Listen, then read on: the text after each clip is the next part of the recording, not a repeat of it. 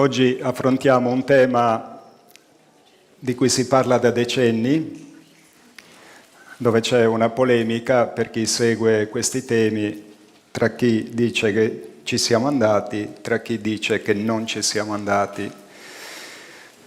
Io non ci sono andato.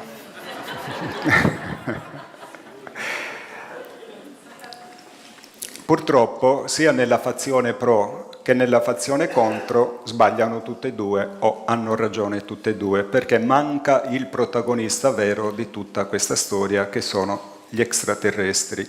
Quindi oggi voglio fornire dei dati e delle cose che aiuteranno le persone a formarsi un'idea più compiuta, perché ci sono degli aspetti legati a questa straordinaria e incredibile vicenda che è stata quella che chiamano la conquista della Luna. Poi in realtà non abbiamo conquistato nulla, perché la Luna è grande 6 volte meno la Terra, e non è che se noi mandiamo 5 o 6 persone nel deserto del Sahara possiamo dire che abbiamo conquistato il pianeta Terra se noi fossimo degli alieni. Siamo andati in un corpo gigantesco rispetto all'uomo che è piccolino, la chiamiamo la conquista della Luna, ma siamo andati sulla Luna. Un'impresa veramente eccezionale, straordinaria, secondo me non apprezzata nella sua reale dimensione, e studiando questo tema, che è ormai vecchio, l'ultimo sbarco lunare avvenne nel lontanissimo 1972, quindi più di 50 anni fa, eppure studiando quello che è accaduto a quei tempi sembra di vivere nel futuro, perché un'impresa di quel livello non è mai più accaduta sulla Terra. È stata una cosa straordinaria.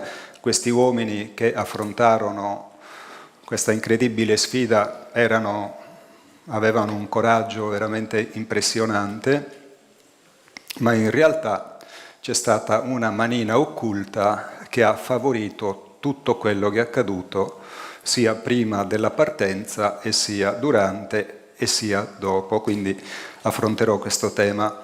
Voglio specificare che è un estratto di 3 giorni interi di seminario, quindi in un paio d'ore confrontati a 3 giorni vi potete immaginare la mole di informazioni che c'è in questi lavori che io ho già presentato, e li ho presentati tutti a Firenze. Ne ho programmato degli altri perché ci sono degli aspetti ancora più occulti e ancora più incredibili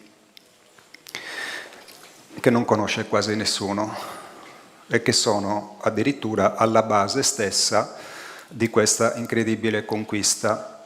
Partirò da un assioma, o meglio non da un assioma, da una frase che la Madonna detta ai 3 pastorelli il 13 ottobre 1917, che era il giorno in cui ha dettato il terzo segreto di Fatima. Il concetto è: Satana regna sui più alti posti, determinando l'andamento delle cose. Quindi anche la conquista della Luna è stata programmata da Satana, con tutte le implicazioni poi che questo, negli aspetti, diciamo così, ritenuti laici o scientifici, perché questa forza che domina il mondo di fatto si esprime anche nella materia, ovviamente, cioè crea strutture materiali che sono l'industria bellica, l'industria farmaceutica, eccetera, eccetera, eccetera.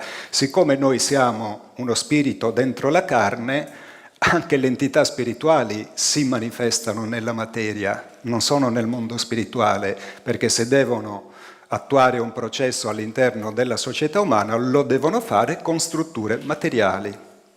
Quindi Satana crea le banche, il denaro, quel tipo di scienza con l'H finale che abbiamo visto operare durante i 2 anni scorsi, dove è successa tutta quella situazione assurda.